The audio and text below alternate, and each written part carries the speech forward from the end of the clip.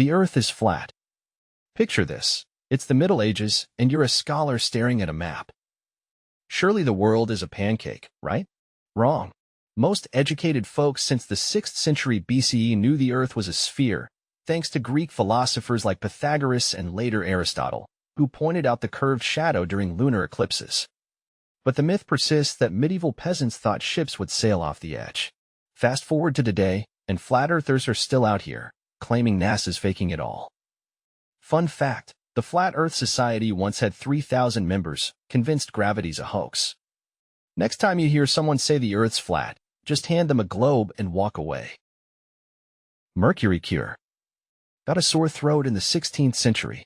How about a swig of mercury, the shiny liquid metal? Doctors swore it could cure everything from syphilis to skin rashes. Spoiler alert, it didn't. Mercury's toxic, causing tremors, madness, and oh yeah, death. Renaissance physicians would rub it on patients or make them drink it, thinking it'd flush out disease. Instead, it flushed out their lives. Fun fact, Abraham Lincoln reportedly took mercury pills for depression, which might explain his mood swings. Imagine surviving smallpox only to be poisoned by your doctor. Witches and bonfires. Salem, 1692. A town gripped by paranoia, accusing neighbors of witchcraft faster than you can say cauldron. But here's the kicker. No one was burned at the stake. That's a myth straight out of European witch hunts, where burning was common. In Salem, 19 people were hanged. One man, Giles Corey, was crushed to death under stones, and at least 5 died in jail. The hysteria started when girls had fits, blamed on 3 women, including Tituba, an enslaved Caribbean woman. Fun fact, the trials ended when the governor's wife got accused. Suddenly, he shut it down. Talk about selective justice. So, no bonfires, but plenty of panic. Spontaneous generation. Ever wonder how people thought life just appeared? For centuries, folks believed mice could spawn from sweaty shirts and wheat, or maggots materialized from rotting meat. This was spontaneous generation, endorsed by big names like Aristotle.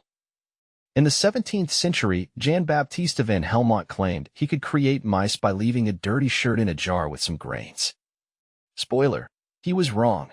Louis Pasteur's experiments in the 1860s proved life comes from life, not magic dirt. Fun fact, people thought scorpions could grow from basil-covered bricks. Imagine checking your garden for surprise scorpions. The Great Wall from space. You've heard it before. The Great Wall of China is the only man-made structure visible from space. Sounds epic, right? Except it's total nonsense. The wall's only 30 feet wide and blends into the landscape. Astronauts say it's nearly invisible even from low orbit, let alone the moon. This myth started in the 19th century, hyping up the wall's grandeur.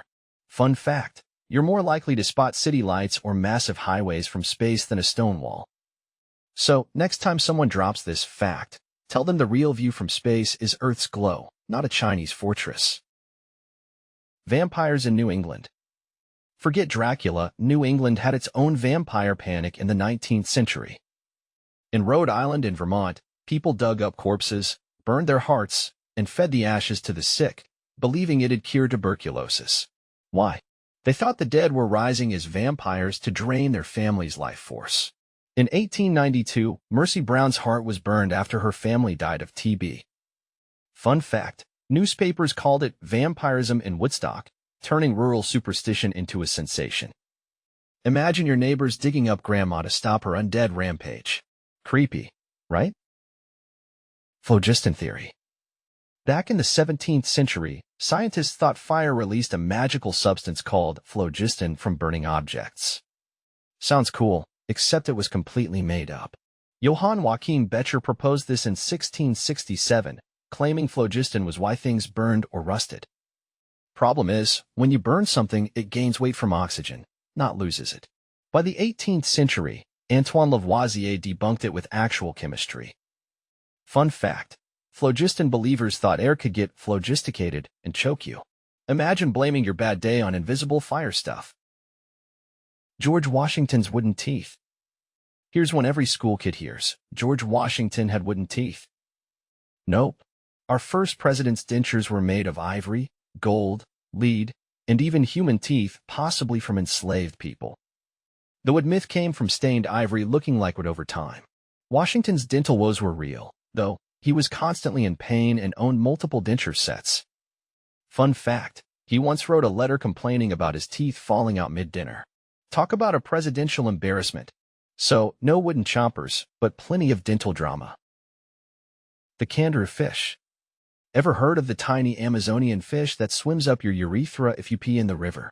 The Candiru fish myth terrified explorers and locals alike. Supposedly, this parasitic catfish could lodge itself in your privates, causing agony. Except there's almost no evidence it happens. One 1997 case was debunked after scrutiny, and scientists now call it a legend. Fun fact, the kangaroo's real diet is fish blood, not human plumbing. So, swim easy in the Amazon. Just don't tell your friends the myth's fake. Their horrified faces are too funny. Marie Antoinette's cake. Let them eat cake. Marie Antoinette's famous line when told the French peasants had no bread, right? Wrong. There's no proof she ever said it. The quote first appeared in Jean-Jacques Rousseau's Confessions in 1766, when Marie was just 11, and was attributed to an unnamed princess. Historians think it was propaganda to smear the French monarchy. Fun fact, Marie actually donated to the poor and was more clueless than cruel. So, next time someone blames her for Cakegate, set the record straight, she was no dessert dictator. Tulip Mania Madness. Ever heard of the time people bet their houses on flowers? In 1630s Holland, tulip bulbs became pricier than gold during Tulip Mania. Folks believed a single bulb could make them rich forever, trading them like stocks. Some bulbs supposedly cost as much as a fancy house. Truth is, the crash wasn't as bad as legend says. Only a few went bankrupt, but the hype was real. Fun fact, one guy tried trading 12 acres of land for a single tulip. Talk about flower power gone wild. The rain follows the plow. In the 19th century, American settlers thought farming the Great Plains would magically bring rain. They called it, the rain follows the plow, believing crops would change the climate itself. Spoiler, it didn't. The Dust Bowl of the 1930s proved them wrong, with drought and dust storms wrecking farms. Fun fact, some politicians swore by this theory to lure settlers west, basically selling dreams of a lush paradise that never came. Imagine packing up your life for a dusty disaster. Wow, history's a treasure trove of bonkers beliefs, from vampire heartburning to betting it all on tulips. Which one shocked you the most? Drop a comment below. Did your ancestors fall for any of these myths?